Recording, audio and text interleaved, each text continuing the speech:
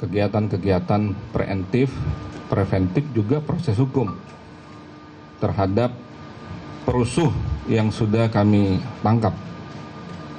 Dan dari sana ada strategi-strategi untuk melakukan pencegahan juga. Jadi ada preventive strike namanya. Hari ini sengaja saya akan menyampaikan pendahuluannya adalah peristiwa tanggal 21. Tanggal 21 dan 22 ini selalu ada dua segmen.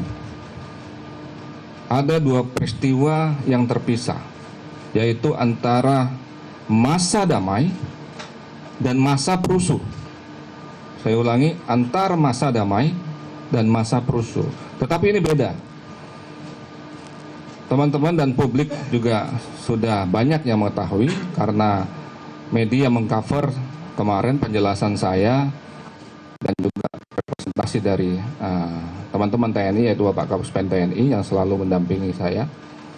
Juga dikuatkan oleh statement Bapak Kapolri kemarin, bahwa tanggal 21 masa di depan Bawaslu menyampaikan aspirasi, penyampaian pendapat di muka umum dengan sangat damai, kooperatif, dan ini berlangsung sampai dengan pukul 18.00. Secara SOP ada korlap dari berbagai kelompok yang sudah berkomunikasi dengan pihak kepolisian. Ya, baik itu Direktur Intelijen Polda Metro Jaya maupun Kapam Objek, Kepala Pengamanan Objek, yaitu Kapolres Metro Jakarta Pusat. Pada pukul tersebut yang seharusnya sesuai dengan aturan yang berlaku pada Undang-Undang Nomor 9/98 dan Perkap yang ada yang mengatur turunan daripada undang-undang tersebut, 18.00 harus bubar.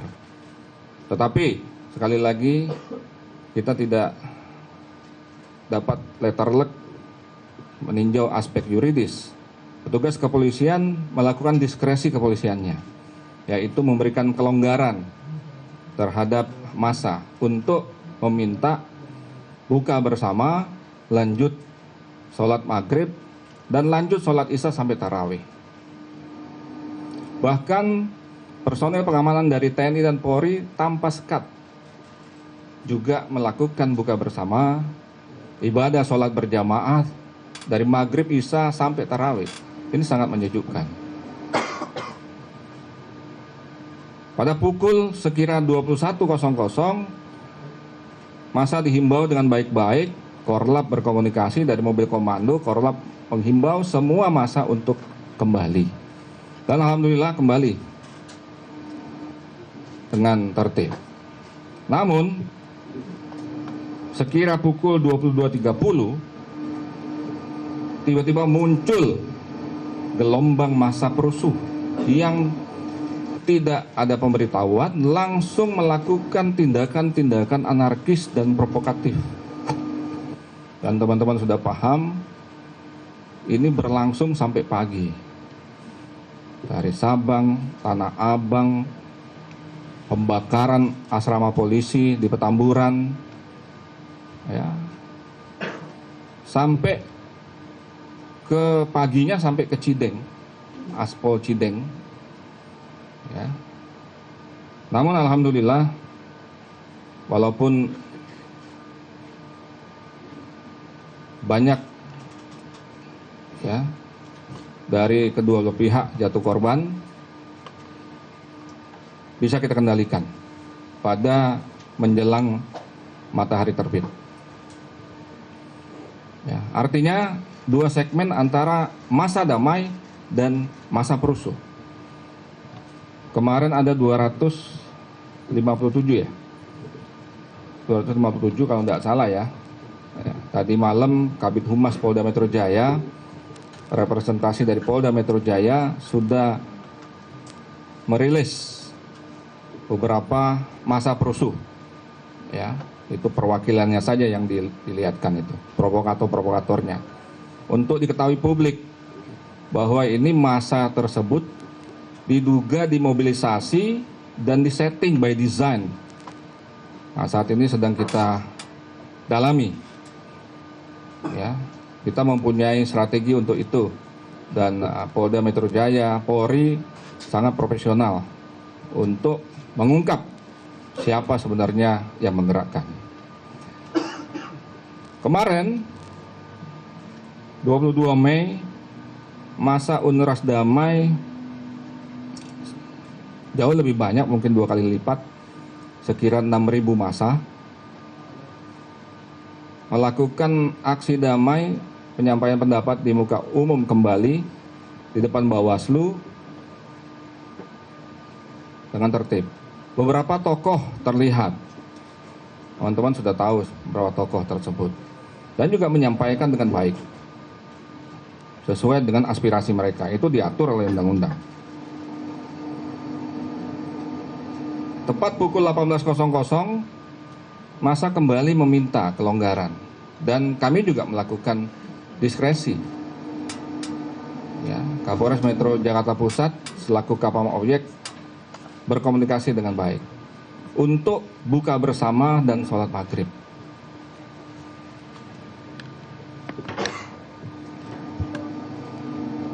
Sholat berjamaah dengan petugas TNI dan Polri dan semua massa yang ada di depan Bawaslu.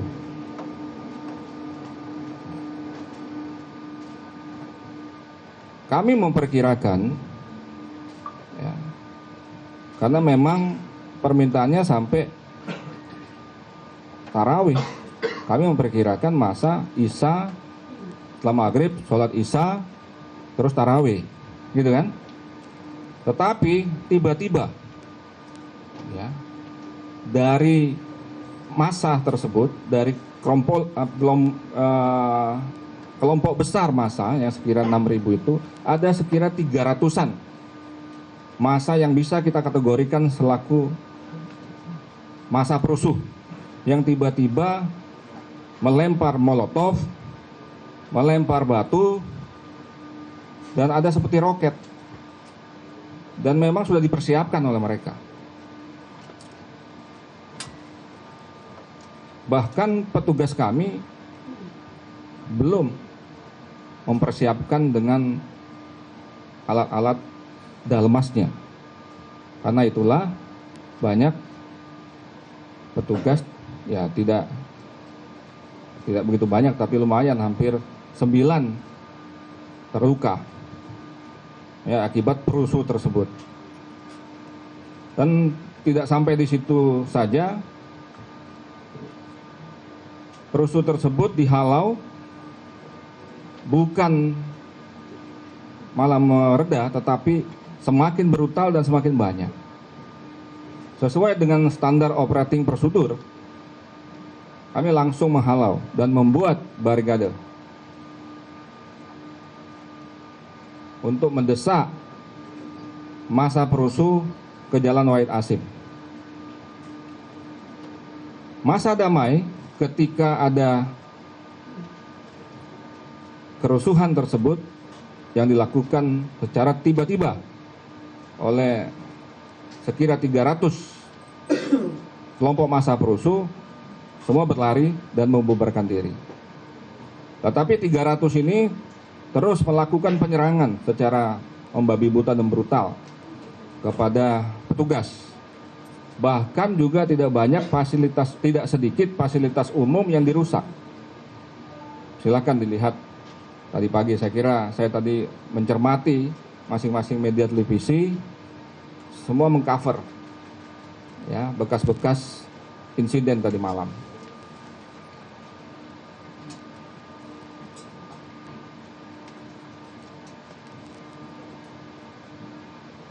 Benda-benda berbahaya lainnya juga dilempar. Ada yang berupa ombak dan lain sebagainya. Menurut petugas kemarin, dari beberapa massa yang kita amankan tadi malam, bahwa alat-alat tersebut sudah dipersiapkan, sudah memang dipersiapkan. Artinya indikasi itu benar bahwa massa itu ada dua segmen. Massa spontan yang melakukan unjuk rasa damai, penyampaian pendapat di muka umum damai, dan massa yang dengan sengaja membuat rusuh. Dan ini yang sedang kita dalami. Siapa yang berada di belakang massa rusuh tersebut?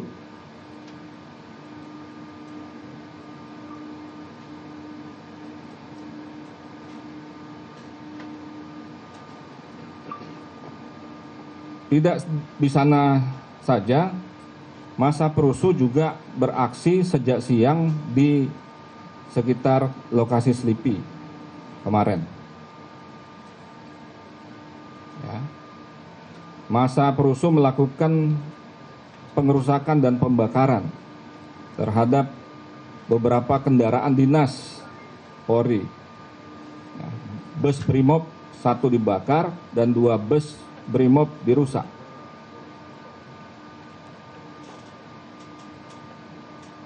Dari serangkaian tindakan-tindakan kepolisian untuk menghalau dan melakukan penegakan hukum upaya paksa, yaitu melakukan penangkapan terhadap, kami berhasil melakukan penangkapan 185 orang tadi malam. Ya. Bervariasi tempat kejadian perkara, tempat melakukan upaya paksa, yaitu di depan Bawaslu, di sekitar Bawaslu, di Patung Kuda, di Sarina, di Menteng, di Gambir, dan sekitar Selipi dan Petamburan. Teman-teman media yang saya banggakan, tepat pukul 01.25 kami berhasil mengendalikan situasi.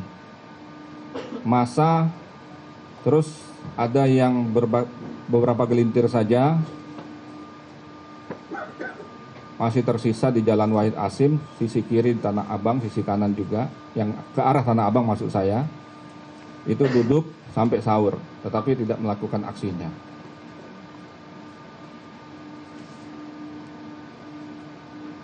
Begitu juga massa perusuh yang ada di Selipi. Dengan pendekatan demi pendekatan yang dilakukan oleh Kapolres Metro Jakarta Barat, massa Selipi juga membubarkan diri. Pergerakan-pergerakan personil pengamanan ini selalu bersama. Ada petugas kepolisian dan ada petugas TNI.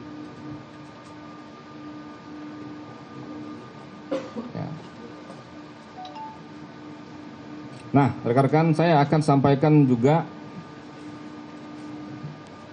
temuan-temuan yang ada pada masa perusuh yang pertama, ya, yang sudah dirilis oleh Polda Metro Jaya.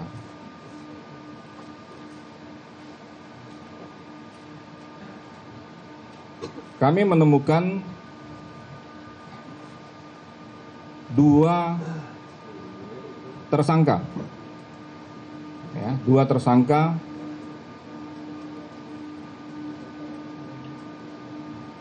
dari luar Jakarta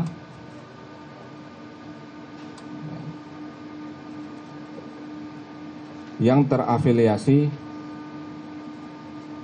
dengan kelompok garis.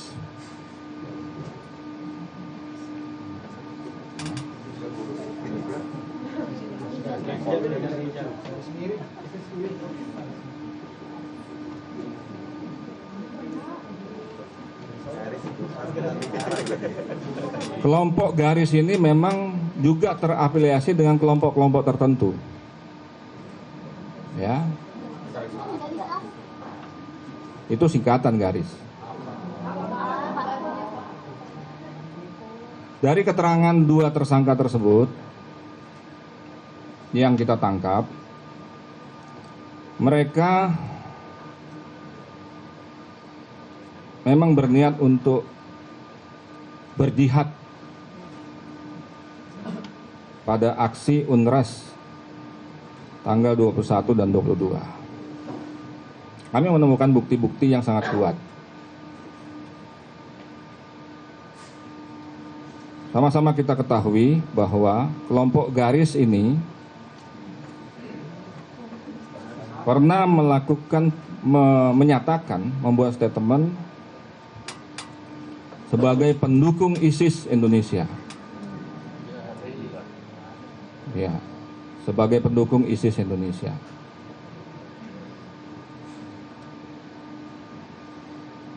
Dan mereka sudah mengirimkan kadernya ke Suriah. Hal ini penting saya sampaikan kepada publik bahwa fix ada kelompok-kelompok penunggang ya kegiatan unjuk rasa ini. Berbagai kelompok. Ini kelompok yang diduga kelompok yang terafiliasi pada ISIS.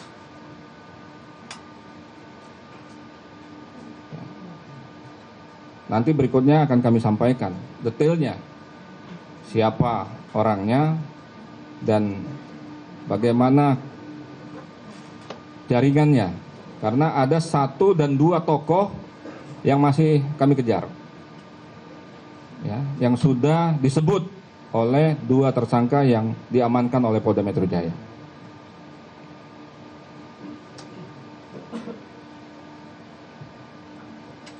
Berikutnya informasi yang lain.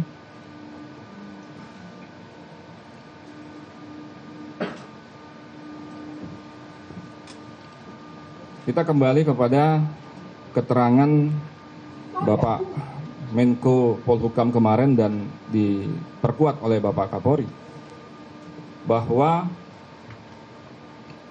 ada sekelompok orang yang sudah kami tangkap. Ya. Memiliki senpi, ada perdam, ya. Dan kami sudah melakukan proses PAP terhadap beberapa orang yang sudah ditetapkan sebagai tersangka. Dan kemarin juga sudah diamankan 3 tersangka yang juga membawa 2 senpi. Yang pertama tadi senpi laras panjang, yang kedua senjata pendek.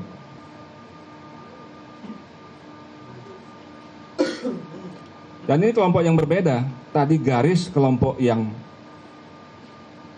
berafiliasi kepada ISIS, publik tahu, teman-teman tahu, ya, bahwa kelompok ini nggak main-main kalau misalnya tidak sealiran dengan mereka. Dan kelompok yang saya sebutkan tadi yang membawa senjata ini kelompok yang lain lagi, kelompok yang ingin, ya, memancing kerusuhan. Ya. Mereka ingin menciptakan martir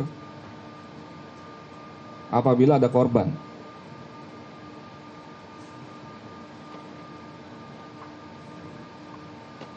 Ya, sehingga terjadi kemarahan publik kepada aparat keamanan. Dan ini juga terus kami dalami dan kami akan terus mengejar sesuai dengan strategi penyelidikan yang dimiliki oleh kepolisian. Sekali lagi, segmen yang saya sebutkan tadi bahwa tolong teman-teman media memahami bahwa ada masa damai, ada masa perusuh. Ya. Yang diamankan oleh Polda Metro Jaya yang sudah dirilis oleh Pak Argo 257 itu tatonya banyak tuh. Ya. Terus ada beberapa orang, kalau tidak salah 4 orang, ya, 4 orang positif narkoba. Ya, bagaimana mau unjuk rasa kalau misalnya mereka narkoba? Ya, gitu, positif. Dan kita akan kembangkan. Yang lain juga akan diperiksa semua. Yang tadi malam belum kami periksa. Artinya banyak kelompok-kelompok yang menunggangi kegiatan ini. Oleh karena itu sejak awal Kepolisian Negara Republik Indonesia dan TNI menghimbau agar masyarakat tidak turun ke jalan untuk menghindari hal-hal yang tidak kita inginkan bersama.